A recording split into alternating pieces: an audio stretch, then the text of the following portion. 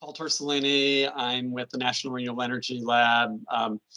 An engineer there.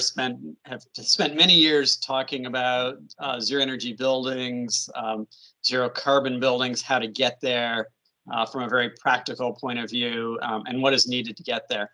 And as we've done these low carbon pilots, one of the questions that constantly has come up is around heating. And I hear the comments, right? How do I do heating, especially in cold climates? What does that mean? What are some of the issues with that? And so we've put this slide deck together to at least get the discussion started. So, certainly take your input from before and feel free to ask questions during the discussion later.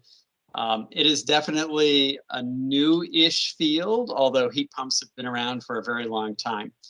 And so some of the motivation on this is trying to get away from on-site fossil fuels, sometimes called Scope 1, and move to all electric buildings. Now, some buildings are already all electric, often with electric resistance, but this is really looking at it and how to improve the efficiency even of those. And so a couple things to think about is that the electric grid is always changing. And so if you move to electricity, you're somewhat beholden to what's going on the utility grid. But it's certainly changing, right? And some of the big shifts that we are seeing is that coal is decreasing pretty substantially, and making up that gap has been renewables and natural gas. And so we see an increase in natural gas right now, and a large increase, especially in wind, on the renewable side. And so it is changing and changing quite a bit. If you kind of go back in time, the grid has always been changing. People talk about coal being, dominant on the grid. Well, that's really something that's happened in, say, the last 35 years or so, where it really started to take off. A lot of coal production was put on, especially in the 70s and 80s. And now we see that those units are nearing the end of their life. They're getting retired. Some of them are early retirements, and that's driving some of this change. And we're getting to the point where renewables have become very inexpensive to put on the grid, to the point that it could exceed natural gas generation. The EIA is predicting that by 2030, renewables will now exceed natural gas on the grid. Another interesting part about it is that another way to think about it is that the grid looks the way it does because of kind of how we've built buildings in the past. And that if we really focus our effort on the building side of it and reduce the energy consumption of buildings, then the renewable percentage will go up because we're not only adding it, but if we're using less, utilities are more likely to retire basically generation sources that need inputs that they have to pay for, where the renewable they don't. And so we can think about that percentage going up, driven by pretty strong energy efficiency efforts. And that really becomes a lot of the basis behind our low carbon pilots. So next. So let's think about the electrification bit of it. And as an example, I just want to take an electric or a hot water heater, that we have to make some hot water. And if I just take a standard gas hot water heater, if I want 1 unit of hot water, I need to put about 1.6 units of natural gas into that. I can pull that out of a gas reserve. There's a little bit of energy required to compress it and move it to my building. So about 1.74 units of natural gas are needed. I could talk about taking that gas hot water heater and converting it to an electric resistance hot water heater, which is very, very efficient at the site, something in the order of 97, 98% efficient. But electricity doesn't just come magically. And if I go back to my natural gas example, if I use a power plant to generate that electricity, then I still need to pull some fossil fuel out of the ground and get it there. And we really need about 1.87 units of that fossil fuel going in order to get that 1 unit of hot water coming out. So interestingly, it's about the same as the gas hot water heater. And these are very rough numbers, and we could spend the day arguing exactly, if that's right or not. And, we could swap them back and forth, but it really doesn't make a lot of difference, because if we really focus on the efficiency, and move to a heat pump hot water heater, which is about 3 times more efficient than our regular electric hot water heater, then I only need a third the amount of electricity, which means that I only need a third as much, in this case, natural gas, to power that power plant to run that unit. Well, that's not totally our focus because we'd love to move towards a renewable resource. But if we look at that, so next, if we look at our natural gas hot water heater, it's really hard to think about how we would do that at scale with a renewable resource. And so that kind of moves us towards using electricity. And sure, I can get a solar system or a wind turbine system that generates that 1.02 units of electricity. But if I again move to a heat pump hot water heater and really think about efficiency, I only need a third as much renewable energy to make that work. And so that becomes a much easier pathway to think about, right? First efficiency, and then figure out how to meet that load with renewable systems. Next. So let's talk a little bit about how heat pumps work. This is something we get a lot of questions on. Really, a heat pump, and the word pump is key. We are moving heat from something that's at a low temperature to something that's at a high temperature. And in order to move that, it doesn't just happen naturally. Energy doesn't just move from low to high temperatures. We need to apply some kind of energy that goes into that heat pump, just like you would if you've got a bucket of water at the bottom of a hill and you need to move that water to the top. You could use a pump to pump it to the top of the hill. Same thing here, right? We can use, in essence, a pump to move that heat from a low temperature to a high temperature. Usually that energy in is electricity. Now there's some examples where that is not the case. In a traditional automobile, that compressor, which is what takes that energy, is usually driven off of the engine. So in that case, you're using gasoline to run the heat pump to move temperature from a low temperature to a high temperature. A little bit more in the technical part is that the refrigerant absorbs the heat and evaporates at that low temperature. It's called the evaporator. That refrigerant is moved with the compressor to the high temperature reservoir, and it releases heat because after I compress it, it gets hot. And then that refrigerant condenses. So the high temperature is called the condenser. Because it's technically a closed system, ideally no refrigerant has to be added and no refrigerant is lost from the system. And that's an important piece, that refrigerant is just moving between the low temperature and the high temperature. But just think about it in terms of moving heat from one place to another. Next slide. And so this has been around for many, many years. Air conditioners work this way, where we extract heat from our low temperature. In this case, it's inside the building. And as I pull heat away from the building, it gets colder. And we have to have somewhere to dump that heat. And we dump it to a high temperature. Usually that's outdoors. Next slide. In the true sense of a heat pump, heat pumps usually are talking about heating. We kind of move the building, is one way to think about it, to the high temperature. So now we're pulling that heat out of a low temperature and we're pumping it outdoors, is that low temperature, and we're pumping it to a higher temperature. And in this case, that higher temperature is the building. And if you notice kind of on this graphic, we kind of moved the building from the low temperature to the high temperature. Well, it's kind of hard to move the building. And so inside that heat pump is something called a reversing valve, and it literally reverses the direction of the refrigerant flow to swap the condenser and the evaporator, the high temperature and the low temperature. So in the wintertime, it looks like this figure, and in the summertime, it looks like the previous figure. Next slide.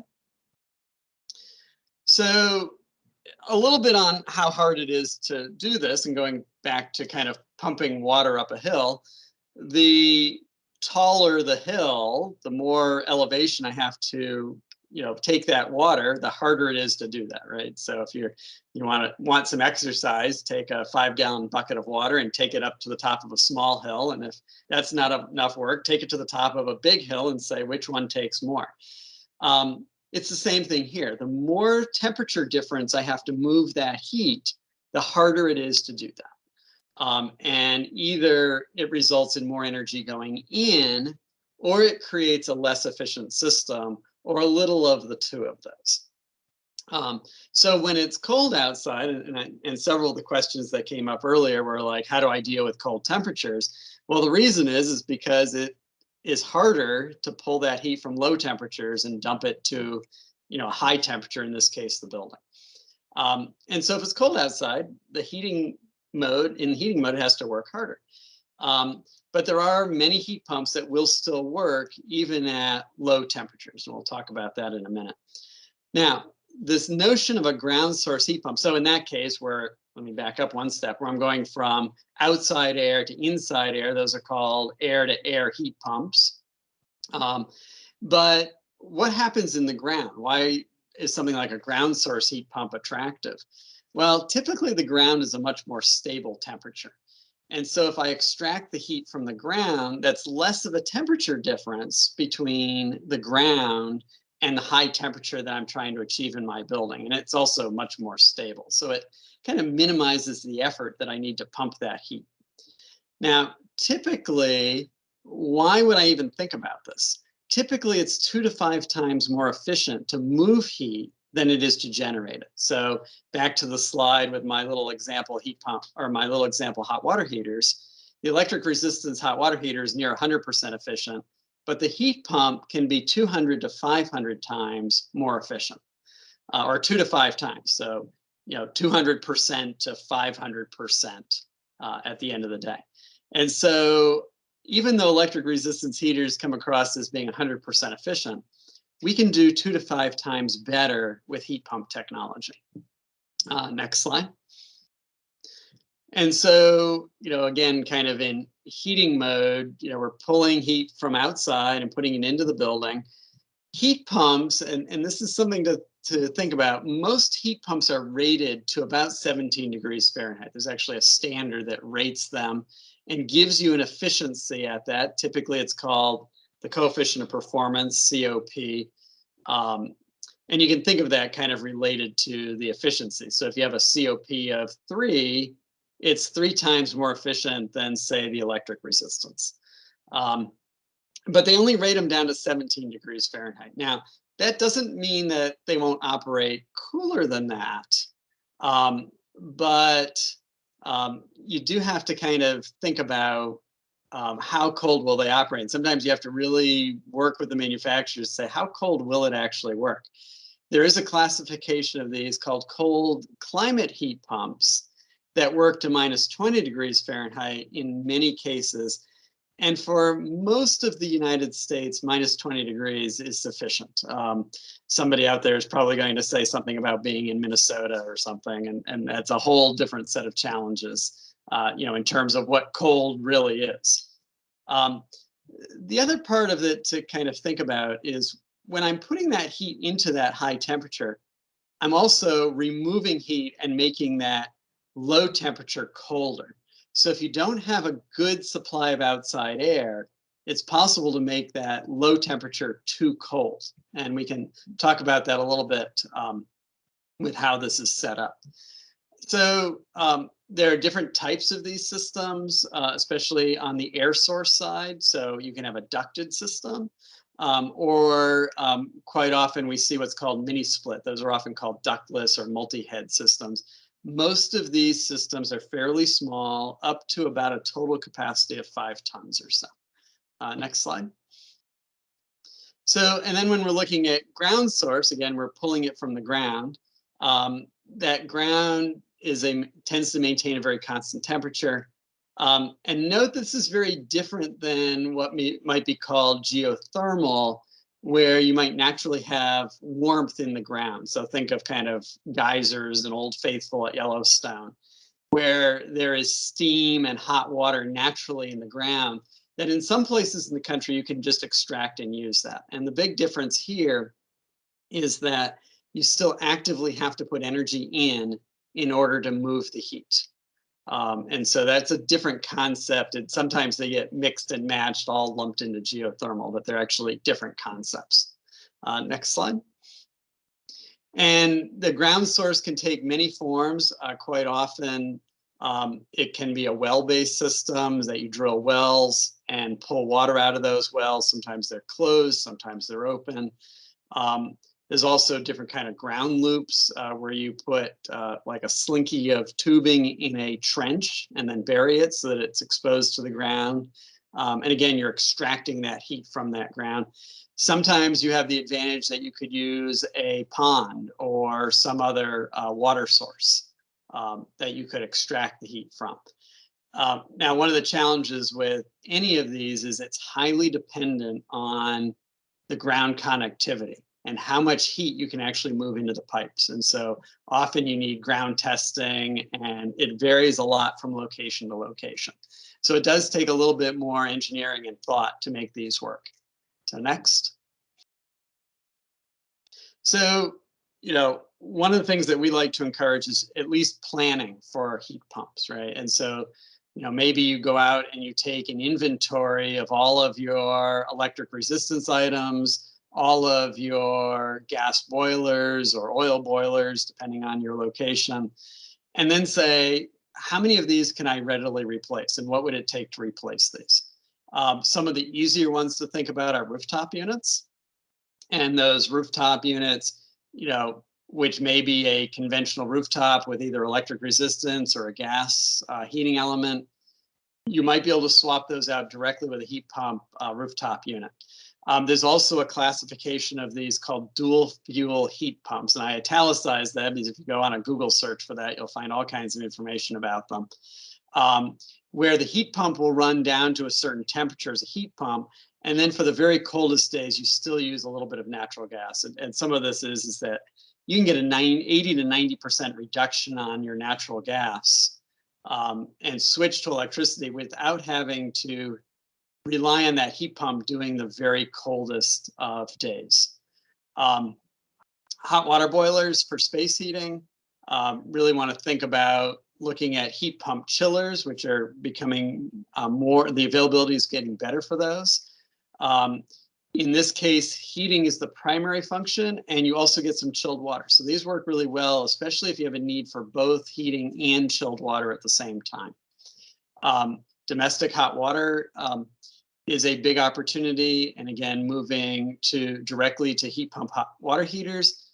This is one where you have to have a little bit more caution, because if that heat pump hot water heater is located in a building, it may make hot water, but the heat pump itself is going to cool its surrounding environment. Now, sometimes that cooling is welcomed and sometimes it's not. And so again, you kind of have to look at that situation. There are definitely more heat pumps that are also being located outside in order to do domestic hot water. They are 3 to 4 times more efficient than electric resistance, and especially in the smaller sizes are becoming more and more common. And then looking even at chillers, when you replace a chiller, can you get some benefit with a heat recovery chiller? So instead of just dumping the heat to the tower, you can actually use that heat, maybe first to do domestic hot water, maybe to do some reheat in the building, and maybe there's a case where part of the building needs cooling and part needs heating, and you can directly use that. So there's definitely some different classifications. I wish I could say that all applications, I can just tell you that you can just go out and buy an equivalent model number of something that you can install. But start with some of these that are a little bit easier to accomplish. We know that equipment manufacturers are working very hard to get more and more availability of equipment. And so in the next 5 years, I think you're going to see some pretty dramatic changes in the industry. Next slide. So as thinking about that, and a lot of this is a planning process, right? And our low carbon pilots are really thinking about how do you plan for some of these things, right? One is that can you think about making the building heat pump ready, especially if you're doing renovations or new build, and say, am I providing electrical service in the building to be able to accommodate this kind of thing? Another thing that really helps, especially with larger buildings, is thinking about what temperature you deliver water at, hot water now. If you have steam, can you replace that steam with hot water, and especially cooler hot water? What that often means is larger radiators, larger emitters of some source. I recently worked with an elementary school where we replaced a steam system that was failing, and we put in a hydronic system that now runs on 120-degree water. And it was just part of the design. It required a little bit more fin tube, but the rest of the system design was pretty much the same. Now, even though that is still using fossil fuels, we designed it so that it would be easy to put a heat pump in the future when that equipment becomes readily available for this application. Energy storage can help you both on the cold side and the hot side to reduce the size of that equipment and to deal with some of the peak demand issues. So if you're just need peak heating for a couple hours a day, or same with cooling, energy storage can really help kind of ride over some of those things. And then I mentioned before hybrid systems, especially in retrofit. Leave some of that older equipment in place and use it for peaking. Strive for kind of an 80-20 rule, right? Reducing that gas by 80% by replacing it with heat pumps, but still using it if you really need it on the coldest days, or if you're trying to meet a peak demand. Next slide. So the other one that comes up is that by introducing heat pumps, we're introducing refrigerants. It's worth talking about refrigerants for a moment because they're getting a lot of attention in terms of both ozone depletion potential, but also greenhouse warming potential, global warming potential. And so there's a chart here with different refrigerants. And what's kind of interesting about this, R22 is kind of the old standby refrigeration, especially used in a lot of residential applications many years ago. That's an HCFC refrigerant. Even though its warming potential is fairly low compared to some of the other refrigerants, its ozone depletion potential was high, and it is no longer manufactured.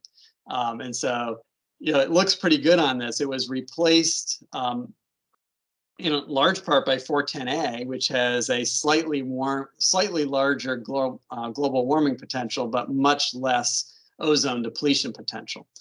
And you can see some of the other traditional refrigerants there and what their GWP is. There's definitely new generations of refrigerants coming online, such as R32. Carbon dioxide as a refrigerant is getting a lot of attention. But again, if you don't have leakage, it's not as big a deal. But it is still out there, and it does need to be managed as an issue area. So if your system doesn't leak, it's not a big deal. If you have to recharge it periodically, it's a much bigger deal. But definitely, think about this notion of what we call natural refrigerants. Carbon dioxide fits into that. Ammonia fits into that. Propane fits into that. Certainly in the U.S., carbon dioxide, we're starting to see some equipment using that as a refrigerant. So next slide. So we've assembled a number of reference slides. I'm just going to kind of thumb through these, and we can move to some questions.